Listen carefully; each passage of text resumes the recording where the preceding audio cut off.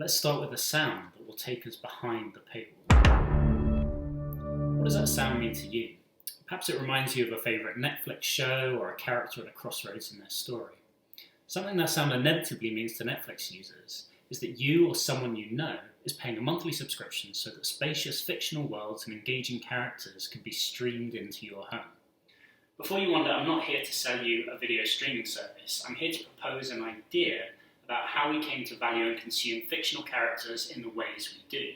The value of characters has been made clear in the age of coronavirus, when many of us have turned to fiction to lose and find ourselves in the company of characters.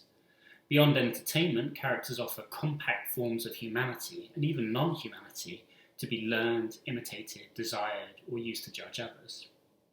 Think of the most important character you've ever encountered, one that shaped the way that you see the world. Now, put a dollar amount on that character's existence. How much is too much to save that character from oblivion? While a bit perverse, this thought experiment shows the personal value of characters can always be translated into monetary value. Characters and their stories almost always exist behind a paywall of some kind, from the price of a comic to a video streaming subscription. So here's my big question. What if these paywalls aren't just a pain in the wallet? What if part of what makes characters valuable is the fact that we pay for access to them and have been doing so on a mass scale for hundreds of years? Netflix's Sonic logo, I want to suggest, is an echo of something much older, a historical shift in 16th and 17th century Europe, the early modern period, which saw the creation of paywalls around characters, paywalls that shaped and inflated the value of virtual humanity. So what were these old paywalls? Shakespeare and his contemporaries wrote during the explosion of two mass markets that would transform characters into commodities, products or experiences exchanged for money on an industrial scale. Firstly, the invention of movable type in the 15th century led to the rise of the European printed book trade, where the lives of characters like Don Quixote, Euphues and Falstaff were novelised, anthologized and serialised for paying customers.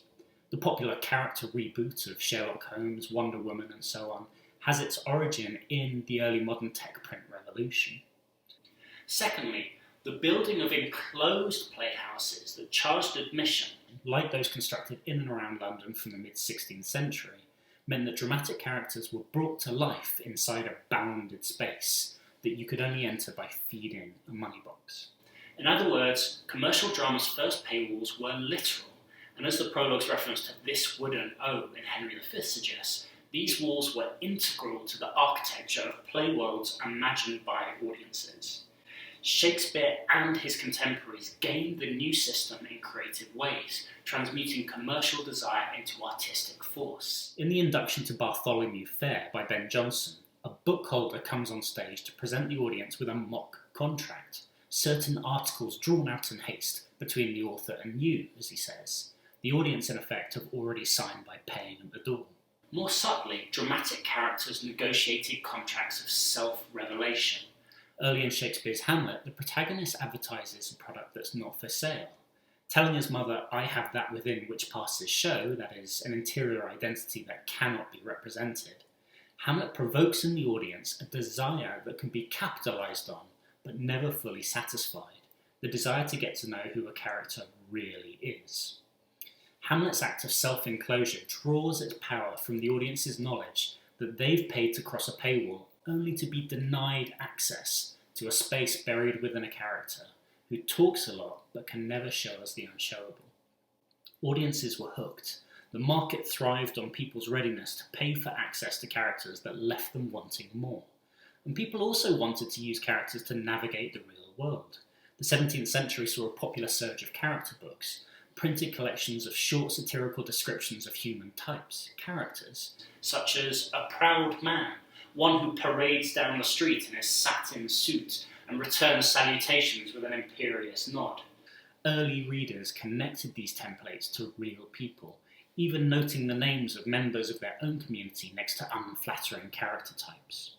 Character books were marketed and used as social toolkits for mapping one's own personal universe and for reading other people.